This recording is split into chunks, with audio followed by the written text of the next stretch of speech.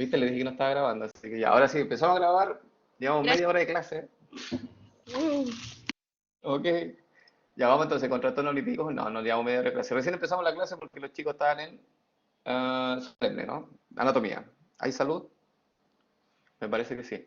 Vamos entonces ahora a hablar de trastorno lipídico. Hoy día vamos a hablar de trastorno en el metabolismo de carbohidratos, vamos a hablar de trastorno de compuestos nitrogenados, o sea, cuáles son las posibles enfermedades que se pueden generar si hay un problema en cualquiera de estos tipos de metabolismo. ¿Ya? Vamos con los trastornos lipídicos como resumen, para que recordemos qué pasa con las vías de distribución de lípidos. Aquí sale, recuerden que los lípidos de la dieta que uno consume son absorbidos a nivel intestinal. El intestino genera lipoproteínas que se denominan kilomicrones. Los kilomicrones son los encargados de entregar los triglicéridos tanto al músculo esquelético como al tejido adiposo. Recuerde que esa entrega no es que el triglicérido se entregue directamente, sino que actúa aquí una enzima que se llama LPL o lipoproteína que desesterifica los triglicéridos para liberar entonces los ácidos grasos y que estos puedan ingresar al interior de estos dos órganos. ¿Sí? Todo lo que no se entrega por parte del kilomicrón, se generan entonces unos kilomicrones que se denominan kilomicrones remanentes o remanentes de kilomicrón, como aparece ahí. Y estos van a dejar todos los lípidos que no entregaron al hígado, donde el hígado se desensambla todo esto y se generan nuevas lipoproteínas como la VLDL, que es la lipoproteína de más baja densidad. Y esa lipoproteína, al igual que el kilomicrón, tiene la misión o la función de hacer entrega de los triglicéridos a los tejidos periféricos. ¿Ya? Recuerden que aquí también funciona la LPL para desestrificar esos triglicéridos. Y todo lo que no se entrega se queda entonces o se transforma en una lipoproteína que se llama IDL. La IDL sigue entregando alguno que otro ácido graso para finalmente convertirse en LDL. Y la LDL es una lipoproteína que está encargada de entregar el colesterol. Y ese colesterol lo entrega entonces a los tejidos periféricos y todo el colesterol en exceso que no puede entregar tiene dos posibles caminos.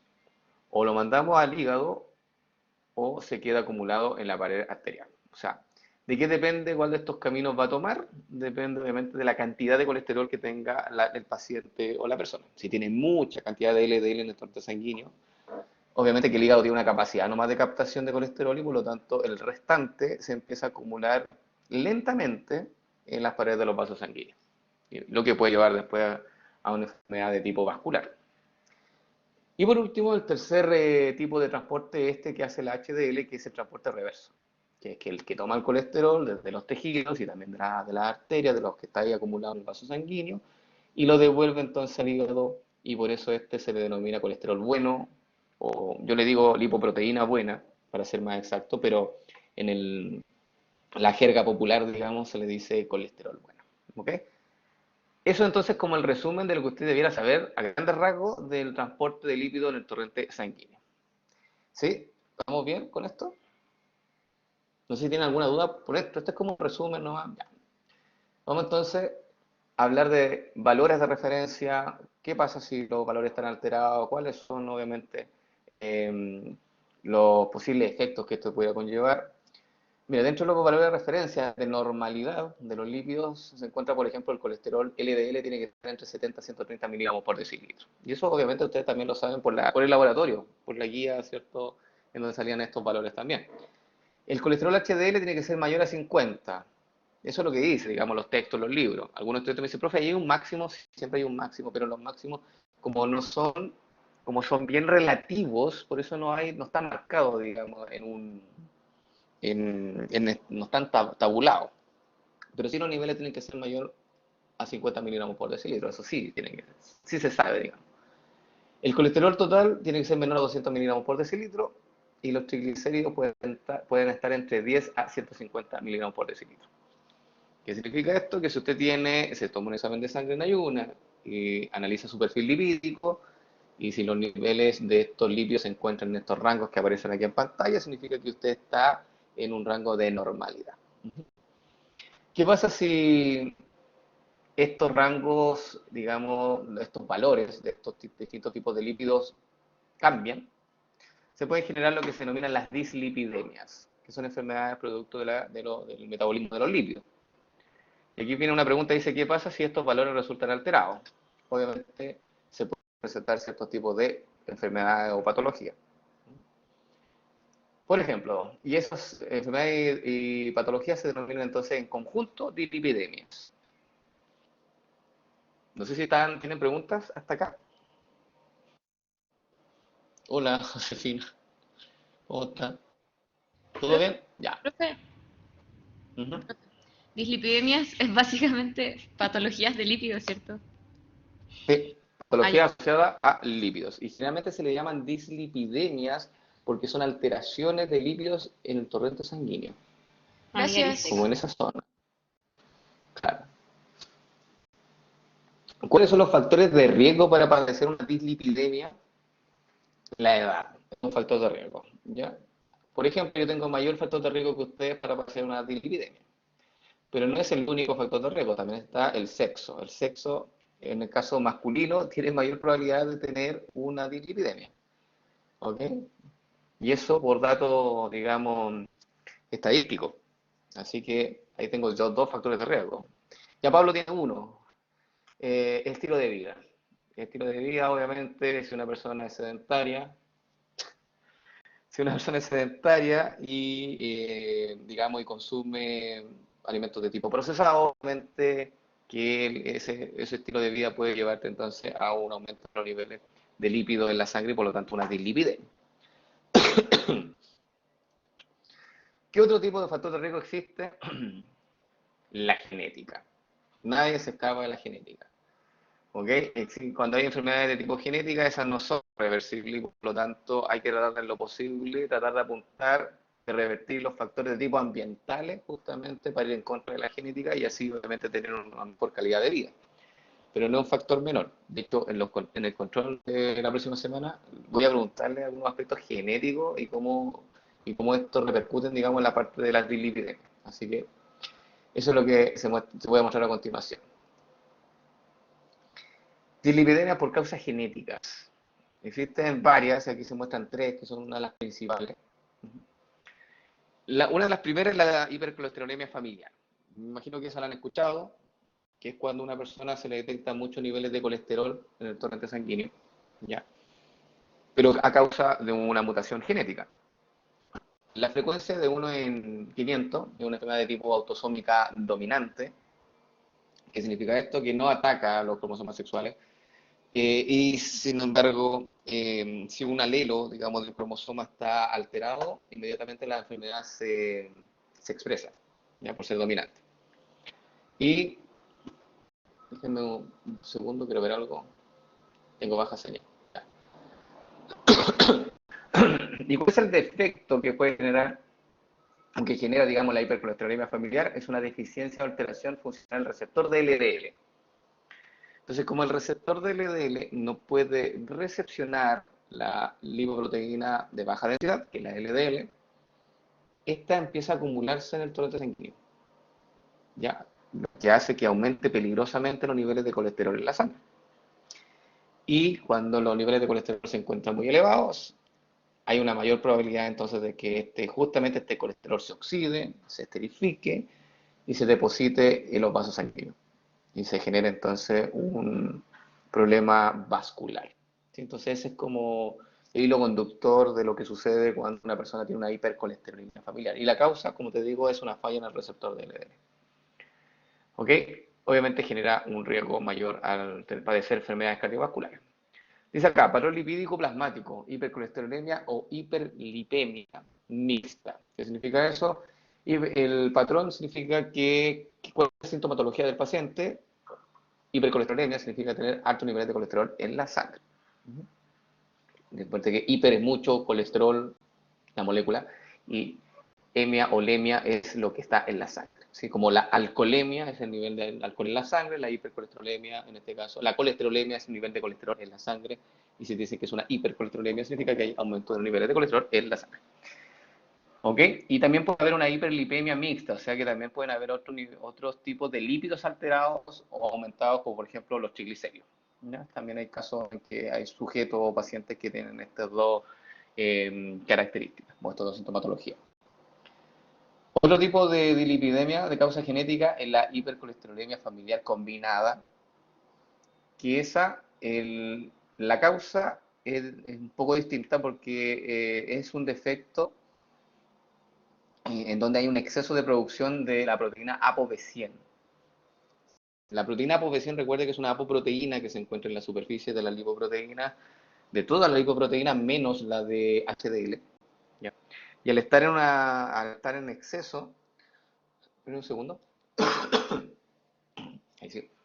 Al estar en exceso, esa proteína ApoB100 en la superficie de estos tipos de lipoproteínas genera entonces una hipercolesterolemia y hiperlipemia mixta, o sea, hay aumento de colesterol en la sangre, hay aumento de otros tipos de lípidos, como por ejemplo triglicéridos, y son patrones característicamente variables en diferentes miembros de la familia. O sea, si tú analizas un clan, ¿cierto? Una familia que posee esta enfermedad y tú tratas de medir los niveles de lípido en la sangre, puede ser bastante variable. Hay personas que pueden tener alto nivel de colesterol, el otro tiene alto nivel de triglicéridos y otro tiene combinaciones mixtas, tiene los dos, digamos, lípidos elevados. ¿Ya? Por eso, la forma de poder descartar, ¿cierto?, de qué tipo de dislipidemia se trata, tienes que hacer un examen genético para poder entonces saber cómo atacarlo después en el caso que se requiera. Pablo dice COVID, no, es que ayer salí, así que no, ya no estamos en edad para salir martes, miércoles, no, ya. Así que me perdonan por mi tos. Dice aquí, bis beta lipoproteinemia familiar, que es una hiperlipemia de tipo 3. Esta es menos frecuente, ¿eh? Se da una cada 5.000, una enfermedad autosómica recesiva y por eso mismo se da menos. Puede tener características recesivas, significa que un paciente o una persona tiene que tener los dos alelos mutantes para que se exprese la enfermedad. Y se genera por la presencia de un genotipo que se llama ApoE2E2. O sea, se generan dos proteínas ApoE2 fusionadas y eso produce que dice acá remanente defectuoso que se une al receptor de LDL, que significa que las LDL se unen con los remanentes en el torrente sanguíneo, cosa que no debería ocurrir. ¿Ya? Pero como hay una mutación en donde la proteína ApoE se expresa y en forma fusionada, se tiende a aglomerar los LDL con otras lipoproteínas en el torrente sanguíneo.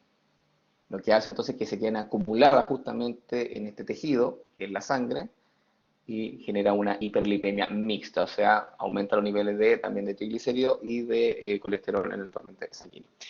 Entonces, si se dan cuenta, el efecto que produce cualquiera de estos tipos de dislipidemia genética es el aumento de lípidos en la sangre. ¿Ya? Algunos de tipo mixto, ¿ya? Otros solamente de colesterol, otros solamente de triglicéridos en algunos casos, ¿cierto? Como la colesterolemia familiar combinada. Pero lo que es una constante es que todos tipos de enfermedades genéticas son factores de riesgo para padecer un problema, ya sea cerebro o cardiovascular. ¿Vamos bien?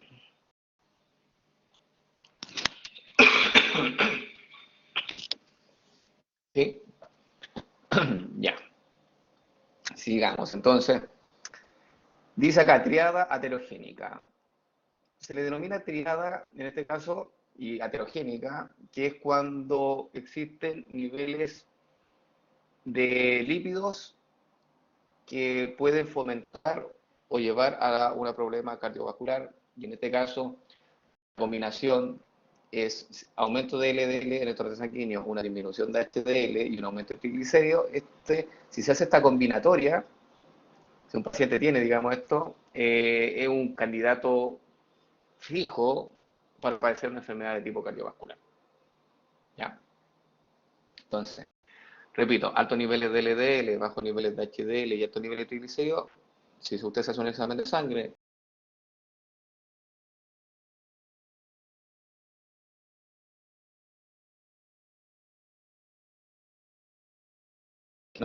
no tengamos estos valores alterados, muy poco probable. Y obviamente uno de los principales órganos que se va a ver afectado frente a esta triada heterogénica es el corazón. Y eso tiene que ver porque los vasos sanguíneos, los que son los que irrigan, por ejemplo, el miocardio, tenemos ahí las coronarias, que es el calibre o el diámetro de esos vasos sanguíneos es bastante pequeño, ¿ya? Es bastante reducido y por lo tanto la probabilidad de que se tapen o que se forme una placa de ateroma en esa zona es muy alta. Y eso, digamos, obviamente si se tapa un vaso sanguíneo, se genera una pérdida de flujo sanguíneo y por lo tanto una pérdida de distribución de nutrientes a rincones del corazón, a rincones del miocardio que hace la función contráctil de este órgano. Y obviamente si no hay nutrientes, no llega nutriente a alguna zona del corazón o no llega oxígeno, ponte tú, que también es considerado como un nutriente, las células empiezan a morir. El fenómeno se denomina muerte por necrosis. O sea, se produce una parálisis, ¿cierto?, en ciertas zonas del corazón, producto que las células dejan de funcionar porque no le llega nutriente ni le llega oxigenación. ¿Ya? Y obviamente dependiendo del vaso sanguíneo que se tapa, es el efecto que va a generar si puede ser un microinfarto, ¿cierto? O un infarto ya de proporciones. ¿Vamos bien?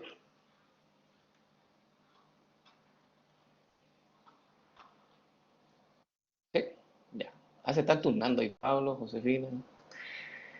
¿Cómo se forma esta placa de ateroma? Bueno, se empieza a acumular entonces estos lípidos, que puede ser la LDL, el colesterol esterificado, o la oxidación de algún otro lípido, incluso triglicéridos se pueden acumular en los vasos sanguíneos, y esto se hace en forma lenta. Ya por eso que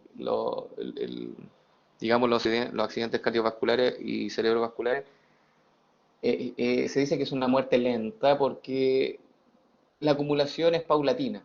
¿Ya? No es que de la noche a la mañana se acumule grasa en los vasos sanguíneos, no. De a poquito, con la edad, con el tiempo, y que obviamente si usted no hace cambio, digamos, en la dieta o no hace ejercicio, ¿cierto? O presenta mayores factores de riesgo, eso va a llevar a que se empiecen a depositar cada vez más rápido, ¿cierto? Los lípidos en los vasos sanguíneos, hasta que generalmente pueden producir un tamponamiento, una obstrucción, ¿cierto?, en el vaso y obviamente el problema de irrigación en cualquier otro tipo de órgano o tejido.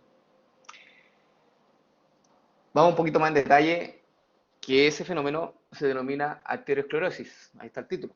Probablemente ustedes esto ya lo saben. Y la arteriosclerosis se define como el engrosamiento de la capa íntima de grandes y medianas arterias, producto de la acumulación de lípidos, que son ateromas, así se denominan cuando se acumulan lípidos en el vaso sanguíneo, pero también ocurre un fenómeno de acumulación de colágeno que se llama esclerosis, ¿ya? Aquí dice que resulta en un proceso inflamatorio crónico. Entonces parte con un ateroma y después se puede formar una esclerosis producto de este ateroma. Aquí se ve, por ejemplo, en esta imagen, un vaso sanguíneo limpio, ¿sí? Y ahí se puede mostrar la parte histológica, y usted probablemente sabe más de esto, ¿ya? Donde está la íntima ahí. Y justamente en esa zona se acumula entonces colesterol. Y se acumula HDL, también células espumosas, lo que lleva entonces a que esta pared se empieza a engrosar. Y obviamente se empieza a rigidizar, pierde la elasticidad y se coloca más dura, producto de esta acumulación de grasa. Entonces, eso es una placa de ateroma, cuando hay acumulación de grasa en el vaso sanguíneo. Pablo dice, profe, ¿y por qué se producía la cápsula de colágeno? Ya, buena pregunta. Cuando hay rompimiento, voy a ver si tengo una imagen, puede ser que sí, puede ser que no. Acá está. Acá hay una imagen que te puede ayudar. Mira, este es el vaso sanguíneo, mira aquí dice, voy a eliminar esto, ahí sí. Aquí está el vaso sanguíneo, esta es la capa más externa del vaso sanguíneo, y cuando ocurre un rompimiento, digamos, del vaso sanguíneo o la separación de algunas células, empiezan a ingresar aquí moléculas de colesterol que se empiezan a acumular, la LDL también se acumula, y el macrófago, que es una célula del sistema inmunológico, penetra, tiene la capacidad de moverse por movimiento pseudópodo, ¿sí? Puede eh, transvasijarse, digamos, y pasar por entre medio de la célula y llegar a este lugar para poder eliminar este colesterol. Muchas veces lo logra, significa que fagocita el colesterol y se lo lleva al hígado.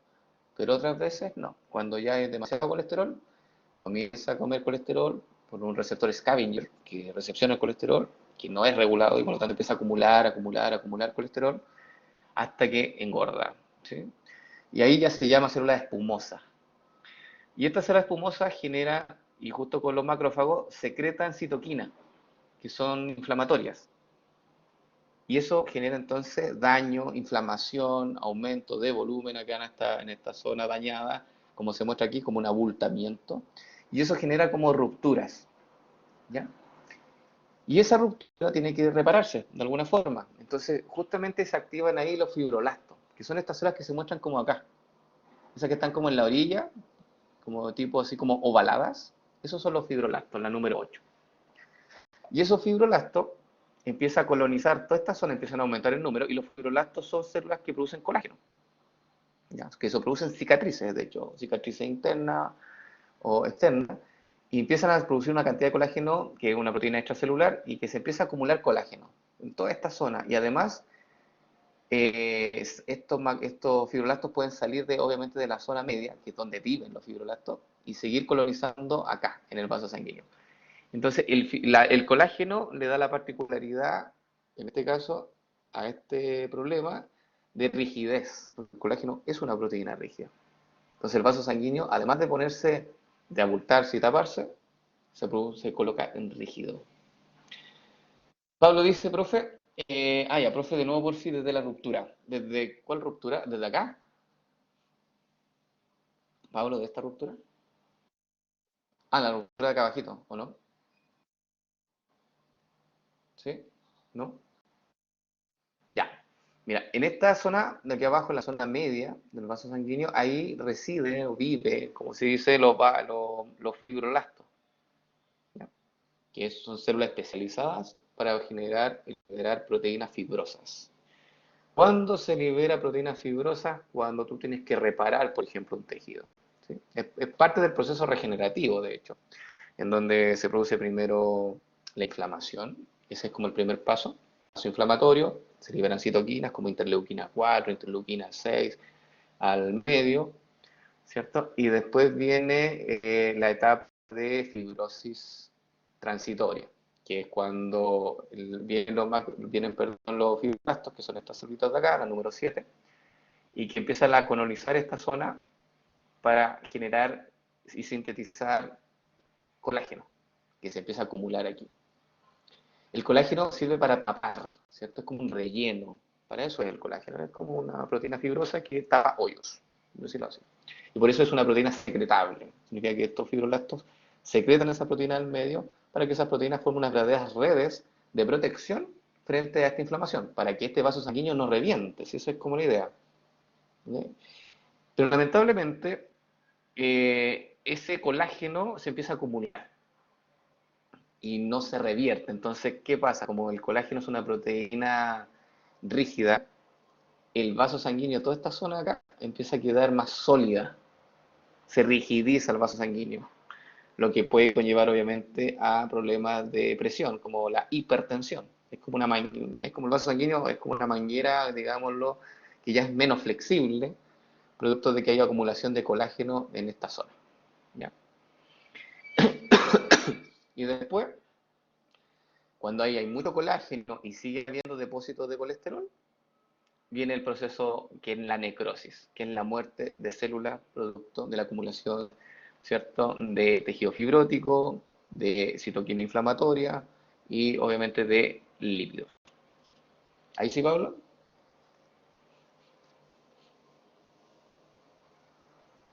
Sí. Ya, porque el proceso regenerativo, Pablo, tiene etapas y las etapas tienen que ser, para que se regenere bien un tejido, esas etapas tienen que cumplirse a validad. Si una etapa no se cumple, el proceso regenerativo puede fallar y se puede generar un proceso fibrótico. Y eso es justamente lo que ocurre acá. Cuando una persona tiene una dolencia, tiene una herida o tiene algún hematoma, ponte tú, el primer paso es que llegue el sistema inmunológico a la zona de daño. Y estas células secretan interleuquinas que son proinflamatorias. ¿Para qué hacen esto? Para hacer quimiotaxis. Estas citoquinas hacen que lleguen más macrófagos a la zona. ¿Ya? Y eso se genera un proceso inflamatorio que es normal. Ya por eso uno, no sé, se inflama la zona, se enrojece la zona, es porque están llegando macrófagos ahí a ese sector, o glóbulos blancos si quieres generalizarlo. Después de eso, los glóbulos blancos vienen a comerse todo lo dañado. Eso es como su misión, fagocitar. Por eso se llaman macrófago. Fago, comer, macro, grande, célula grande que come.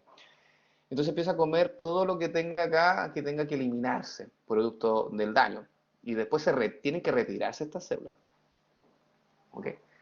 Obviamente cuando hay daño siempre hay rupturas y por eso los fibroblastos vienen para acá y tienen que tapar, ¿cierto? Todos los hoyos que se hayan generado para que no haya una hemorragia y no haya pérdida, digamos, de flujo, en este caso de nutrientes de la sangre. ¿Ok? Cuando eso ocurre, después tiene que, todo este proceso que te acabo de describir tiene que revertirse. ¿Qué significa esto? Que los fibroblastos empiezan a retraerse, que las células del sistema inmunológico empiezan a retirarse, vienen otras células que se llaman antiinflamatorias, que producen citoquina antiinflamatoria, entonces la inflamación se reduce, los fibroblastos dejan de llegar a la zona de daño, ¿cierto? Y todo llega a formar nuevamente, y todo se normaliza. Eso en un escenario, en una regeneración, digamos, eh, normal o común.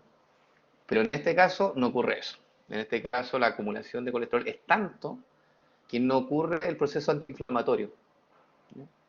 O sea que aquí ocurre una inflamación crónica y esto cuando pasa a ser una inflamación que es constante en el tiempo se llama crónico y eso lleva finalmente a que las células mueran. No soportan tanto estrés, no soportan tanta inflamación y se llega entonces al fenómeno de necrosis.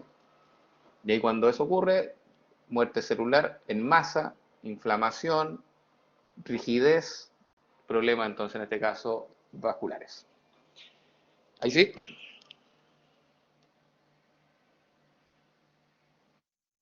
Ya. Creo que había quedado acá. Sí. Aquí. Bien. Esto ya lo habíamos visto. Más factores de riesgo. Fumar. El alcohol, que aquí no aparece también. Genético, ya lo habíamos dicho. La edad, que es inexorable. Todos vamos a llegar a este factor de riesgo. Ya, nadie se escapa de esto. Nadie se escapa de la genética. El sedentarismo sí se puede cambiar. Ya. La obesidad.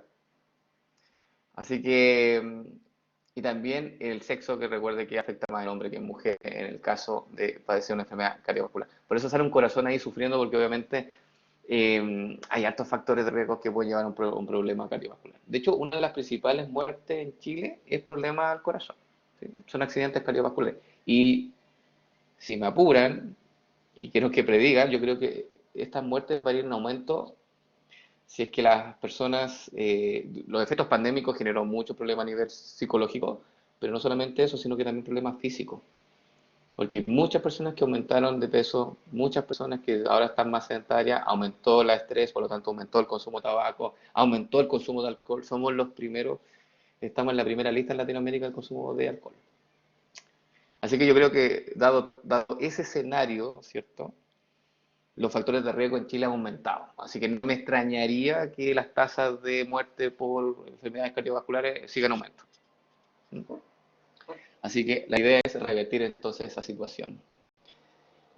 Vamos con esta. No, esto ya lo habíamos visto, que tiene que ver cómo se tapan los vasos sanguíneos. ¿Tienen dudas hasta ahora? Sí. Mientras usted me responde, vengo en 15 segundos.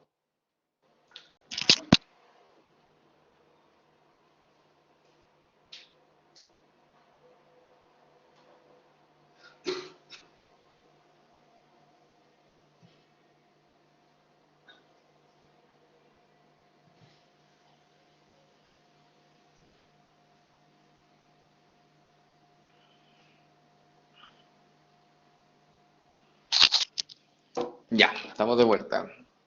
¿No dudas? Perfecto. No hay dudas. Vamos entonces ahora a los trastornos social metabolismo de carbohidratos. Nosotros en la clase que hicimos en forma presencial hablamos de diabetes, ¿no?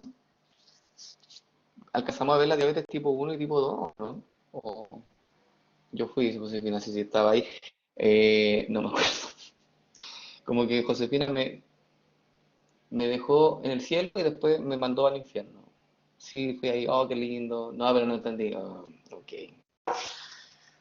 Ya, solo la tipo 1, ya, sube. Entonces aquí. Cuando quiera.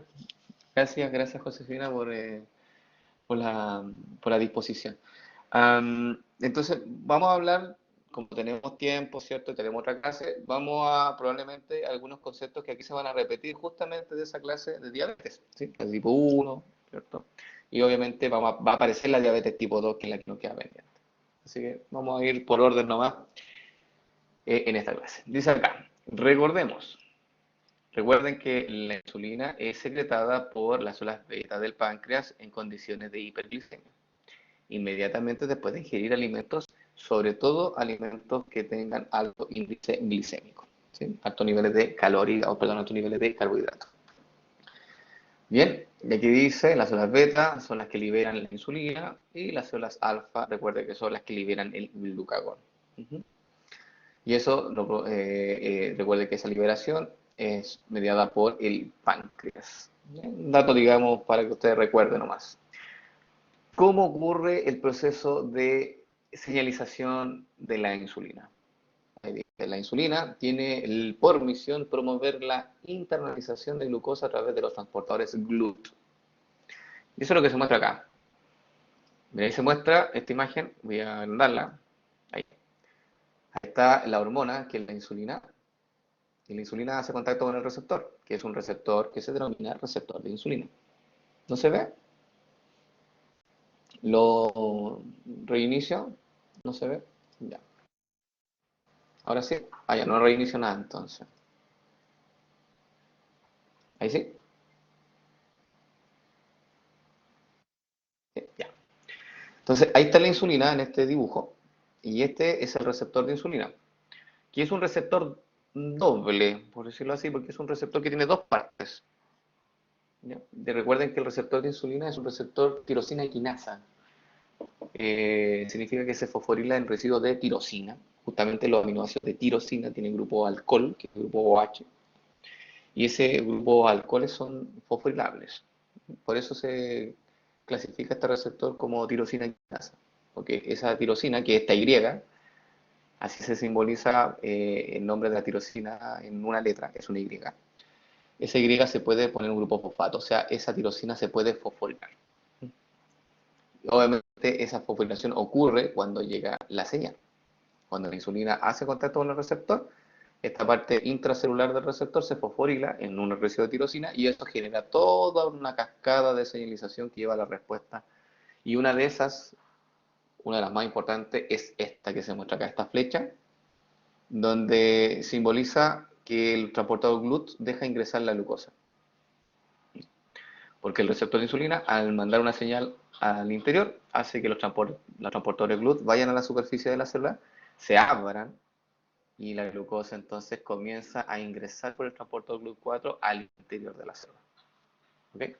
Y no es el único efecto que genera el receptor de insulina cuando se activa, sino que existen otros, como por ejemplo, activar la glicógeno sintasa. ¿Se acuerdan que en el músculo esquelético y en el hígado, cuando hay un aumento muy alto de glucosa en el interior de la célula, se puede guardar como glucógeno? Bueno, esto es lo que se muestra acá. Esta glucosa pasa a glucosa 6-fosfato y la glucosa 6-fosfato se convierte en glucógeno. Por lo tanto, la glucógeno sintasa, que es la enzima que sintetiza el glucógeno, tiene que activarse por la insulina. El receptor de insulina activa la glicógeno sintasa. Y el fenómeno se puede ver un poco aquí complejo porque sale como una raya así de inhibición, pero es más simple de lo que uno cree. Pablo, mira, GSK3, que es una proteína que se llama GSK3 beta, PKA, que son la proteína quinasa A, estas dos, cuando están activas, inhiben a la glicógeno sintasa. O sea, como que la frenan constantemente, la tienen como reprimida, si lo quieres decir en un término más simple. Pero cuando el receptor de insulina se activa, este receptor de insulina lleva, fíjate acá, a que la GSK3 y PK se repriman. O sea, reprimes a los represores, por decirlo así. Y cuando tú haces eso, si el receptor de insulina reprime a GSK3 Y si el receptor de insulina reprime a la PK, estos no pueden reprimir a la glicogenosinasa. Y por lo tanto, la glicogenosinasa, en palabras simples, se activa. ¿Se entendió, Pablo? ¿Sí? Y por eso ocurre síntesis de glicógeno en nivel hepático y a nivel de músculo esquelético, producto de esta señalización. Y no es la única ruta metabólica que se va a activar, obviamente que no, ¿ya? Pero es una de las más importantes, así que por eso está aquí en la diapositiva. Vamos con esto. Esto es todo como repaso, ¿eh? Recordemos además, dice acá, una vez que la glucosa está dentro de la célula, promueve su metabolización para generar energía en forma de ATP o ser almacenada, en el caso de algunos órganos que puedan almacenarla. Recuerda que no todos pueden almacenar, no todos tienen, digamos, eh, reservas energéticas. Dice acá, entonces, alto nivel de azúcar en sangre, partamos de aquí, promueve la liberación de insulina por parte del páncreas, se libera la insulina. La insulina estimula la captación dice acá, estimula la captación desde las células, ¿sí? Desde la sangre aquí, hacia los tejidos. Entonces, la insulina va hacia los tejidos, va a señalizar y hace que estas células capten más glucosa. Y además la insulina estimula también al hígado, y el hígado entonces puede sintetizar glicógeno para poder almacenarlo, o obviamente también puede oxidar a la glucosa para obtener ATP. ¿Ya? Eso obviamente depende de las necesidades fisiológicas del hígado. Y el efecto que genera entonces es que los niveles de azúcar en sangre empiezan a bajar, porque como hay más captación de glucosa, entonces eso lleva a que los niveles de azúcar empiecen a bajar hasta estado de la normalidad, o sea, entre 70 y 100 miligramos por decilitro. El efecto distinto que tiene que ver con cuando te da unos bajos niveles de azúcar en sangre, como por ejemplo ayer, Josefina tenía bajos niveles de azúcar en sangre. En ese caso, el páncreas lo sensa, libera el glucagón va a señalizar a nivel hepático y en ese caso ocurre gluconeogénesis o degradación de glucógeno, que es glucógeno lisis, para liberación entonces, la liberación de glucosa al torrente sanguíneo y de esa forma revertir la situación de hipoglicemia. ¿Vamos bien?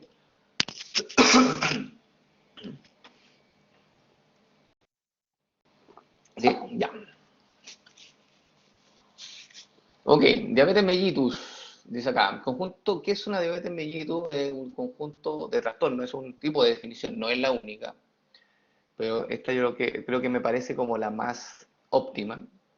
Dice, conjunto de trastornos metabólicos que afecta a diferentes tejidos, dura toda la vida y se caracteriza por elevado nivel de glucosa en sangre, o sea, un fenómeno que se llama hiperglicemia. Existen factores genéticos que pueden llevar a una diabetes y también factores ambientales. Obviamente que el aporte de cada uno de estos factores, ya sea genético o ambiental, es variable dependiendo del tipo de diabetes a lo que nos refiramos.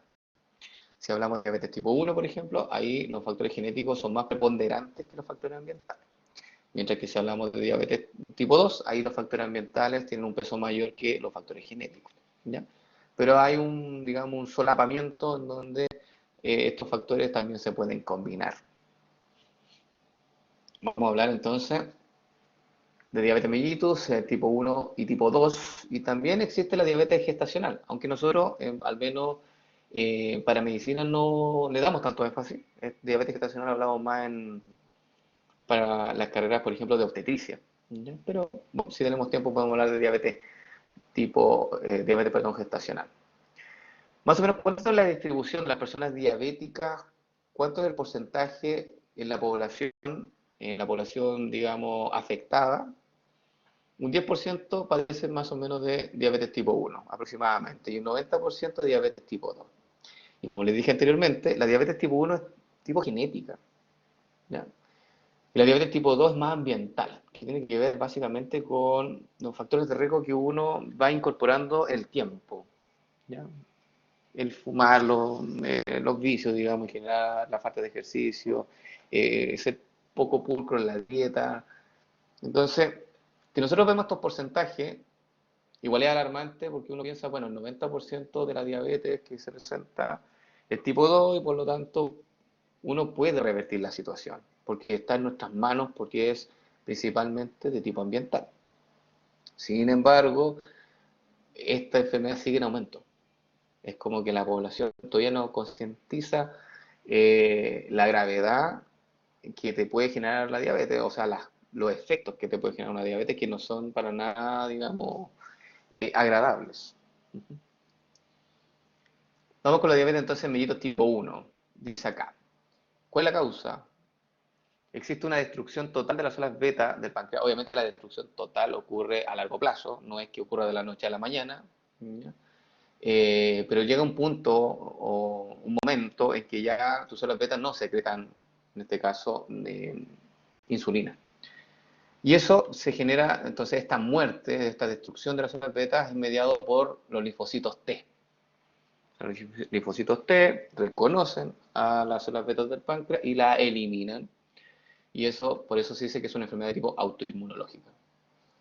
¿Qué genera esto? Conlleva a una deficiencia absoluta de la secreción de insulina y por lo tanto a la falla del sistema de señalización y de activación del receptor de insulina. Entonces, esto es un paciente sano, en este esquema, voy a andarlo. Se ve que el páncreas secreta insulina, la insulina se contacta con el receptor tirosina quinasa manda la señal hacia el interior de la célula y obviamente los transportadores de GLUT llegan a la superficie, se abren y la glucosa ingresa. Y todos felices.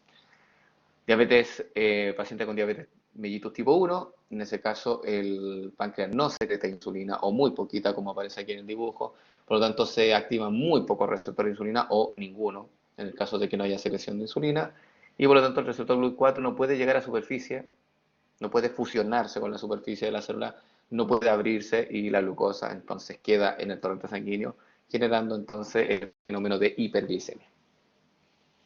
¿Bien?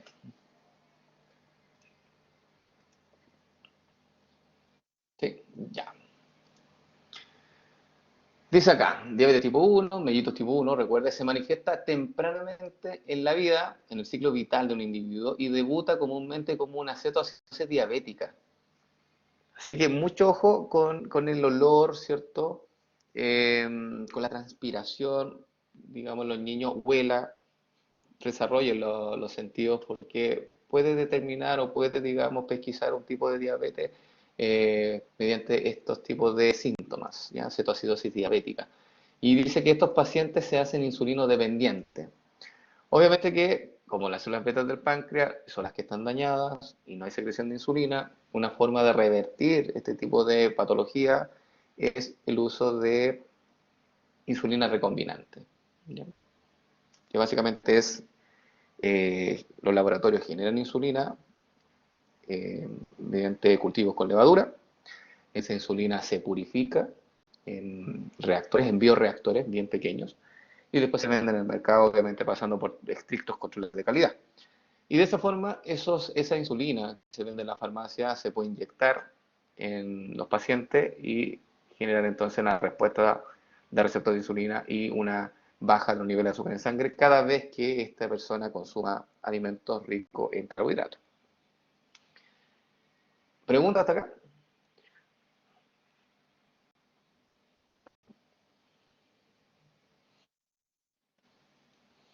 Ya, ¿puedo aplicar los cetocidosis? Claro, mira, si y lo voy a explicar acá, creo que con un monito muy simple.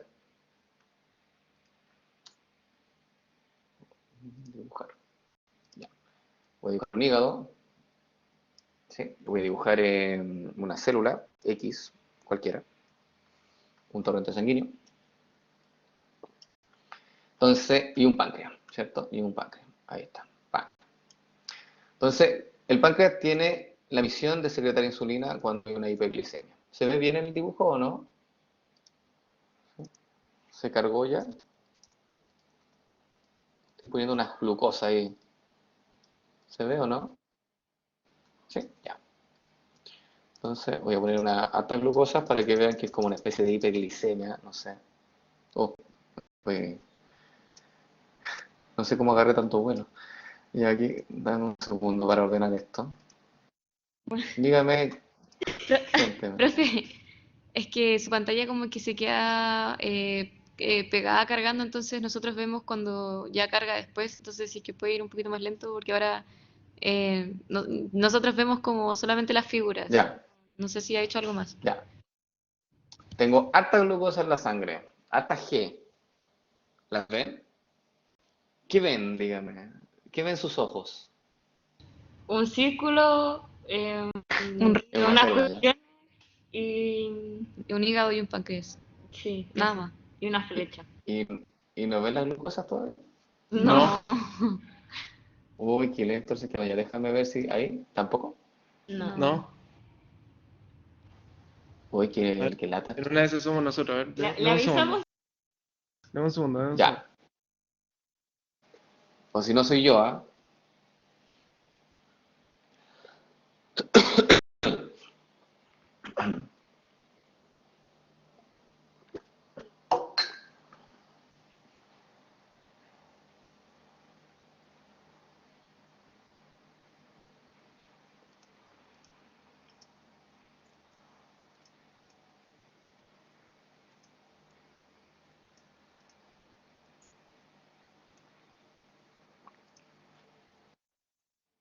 Ahora sí, ya.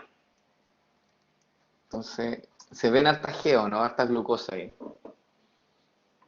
¿Y se ve una I de insulina? Ya, súper. Ya, fantástico. Entonces, voy a hacer una I grande, ¿ah? Y voy a ir más lento, porque sí, puede ser que se quede pegado. Eh, dibujar. Dibujar. Aquí, voy a dibujarlo así. Receptor de insulina. Ya, una cosa así.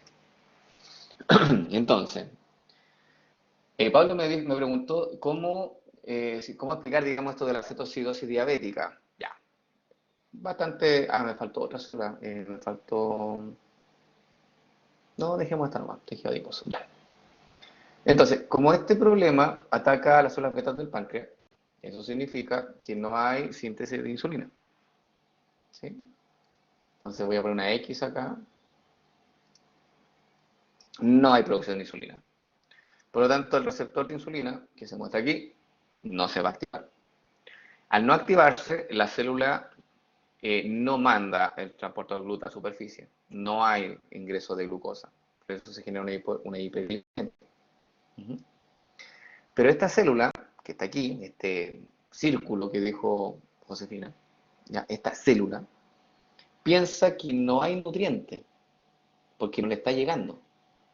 ¿Sí o no? ¿Sí? Y si no le está llegando nutriente, ella va a empezar a demandar nutrientes. Dice, necesito que llegue nutriente aquí al interior porque necesito energía, necesito ATP, y si no, no puedo hacer mi función. Entonces, el páncreas tampoco le está llegando glucosa al páncreas, porque tampoco está, digamos, activándose el receptor de insulina.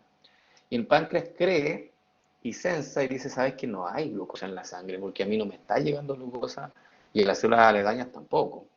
Entonces, las células alfa secretan glucagón, con una G grande, glucagón. Y ese glucagón, uno de los efectos que hace es unirse al receptor de glucagón. Lo voy a dejar con una Y de color así rojo, creo. Y ese receptor de glucagón en el tejido adiposo, por ejemplo, voy a poner TA aquí, tejido adiposo, incentiva o estimula la degradación de los triglicéridos. Y esos triglicéridos se desestrifican, pasan a ácidos grasos y se mandan a la sangre. Y voy a poner aquí ácido graso. ¿Nota que puse ácido graso en la sangre? ¿Sí? Otra vez de glucagón. Ya. Entonces, como el receptor de insulina no está siendo activado, no hay secreción de insulina, las células piensan que no hay glucosa en la sangre. O que no hay, sino que hay muy poca glucosa en la sangre. Entonces, el páncreas, como no le está llegando glucosa, manda al torrente sanguíneo glucagón. Y ese glucagón se une a su receptor de glucagón, obviamente, que genera una cascada de señalizaciones, por ejemplo, en el tejido adiposo, que tiene receptor de glucagón. ¿ya? Se desesterifican los triglicéridos y se convierten en ácido graso. Los ácidos grasos se mandan a la sangre, obviamente no solos, sino que combinados con la albúmina, se unen con la albúmina y se transportan por el torrente sanguíneo. Y esos ácidos grasos van a ir a varios órganos, como por ejemplo el hígado, por eso lo dibujé. Entonces voy a poner aquí AG de ácido graso. Y esos ácidos grasos, obviamente el hígado los va a ocupar para beta oxidarlo. Voy a poner aquí una beta, ahí, de beta oxidación, beta ox, lo voy a poner beta ox. ¿Se nota que puse beta ox de beta oxidación? Ahí, ¿no? Todavía no, sí. Sí, no, todavía no. Oh, ya. No me avisan, me avisan. Ya, ok, entonces esos ácidos grasos se beta oxidan. Y recuerda que uno de los productos de la beta oxidación es. No, que no. Ya. No. Creo que Ah, le avisó, ya, no perfecto. ha cargado. Le dije ya, Perdón. ya le íbamos a avisar. Ah, ya, ya le vamos a avisar, ya, ok. Qué talento esto, voy a tratar de usar más las letras.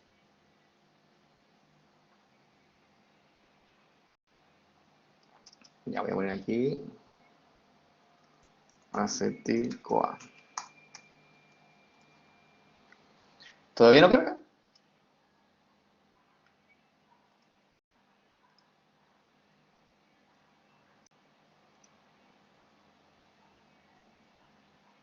Sí, sí, no, no, sí. Van a reiniciar. O lo reinicio yo a lo mejor. Pablo. Ah, mi conexión está mala. Espere, dice. Espero. Espere.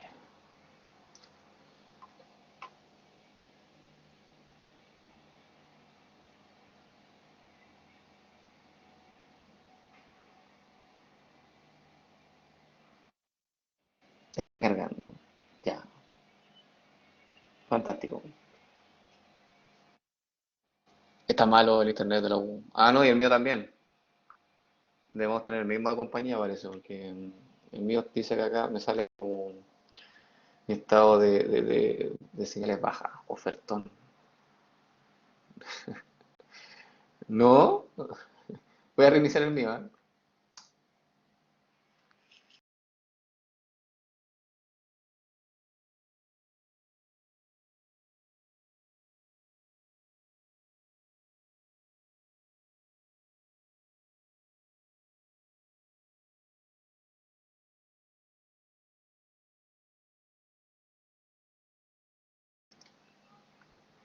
¿Y ahora? ¿Ahí sí? Ya. Entonces se ve acetil-CoA. Y entonces, nuevamente repito desde acá, porque a lo mejor quedaron un poco inconexos. El glucagón se une al receptor de glucagón, se activa la señalización, se desestrifican los triglicéridos almacenados en el tejido adiposo. Este TA significa tejido adiposo. Se liberan ácidos grasos hacia el torrente sanguíneo, obviamente transportados por la albúmina, un dato, y que son entregados al hígado, entre otros órganos, no solamente al hígado, y ahí el hígado los beta oxida. Y uno de los productos de la beta oxidación es acetil-CoA. ¿Ya? Pero obviamente, como a las células no le está llegando glucosa, ellas piensan que hay eh, una hipoglicemia severa. Y en ese caso, el acetil-CoA, y esto es para explicar, digamos, lo que me preguntó Pablo, el acetil-CoA entonces empieza la formación de cuerpos cetónicos, porque las células piensan de que no hay glucosa en el torrente sanguíneo, porque nunca está llegando la señal, no llega el mensajero que te dice, oye, está la glucosa aquí afuera, porque no hay insulina, y por lo tanto es como que no se sensara. Y el cuerpo cetónico se manda al torrente sanguíneo, y ahí puede haber un fenómeno de cetoacidosis, producto de que los cuerpos cetónicos pueden liberar protones al medio y acidificar en este caso el torrente sanguíneo. ¿Sí? ¿Sí? Ya. 12:24 minutos. Ya estamos pasados, yo tengo que partir una clase ahora a las 12:30. Así que va a quedar hasta acá, pero vamos bien, son 52 diapos y quedamos en la diapo 29, así que mañana terminamos la última diapositiva y entonces cerramos por fin el curso de bioquímica general. Ya, mañana entonces a las 5:30 cerramos. A las 7 cerramos, 5 para las 7, así. Y no hablo más de bioquímica y después tienen su control, solemne recuperativo para el caso que tengan que rendir y, y nada, y Navidad y eso, ¿sí? Y todo, y Año Nuevo, fiesta y todo lo que quieran. Ya chicos, que estén bien, cuídense, nos vemos mañana y la clase de mañana va a ser online, por si acaso no voy a ir a la universidad mañana, dado que tengo que hacer mucho trabajo administrativo. Entonces, prefiero, digamos, hacerlo desde o la oficina o desde mi hogar. Ya, que estén bien, chao, chao.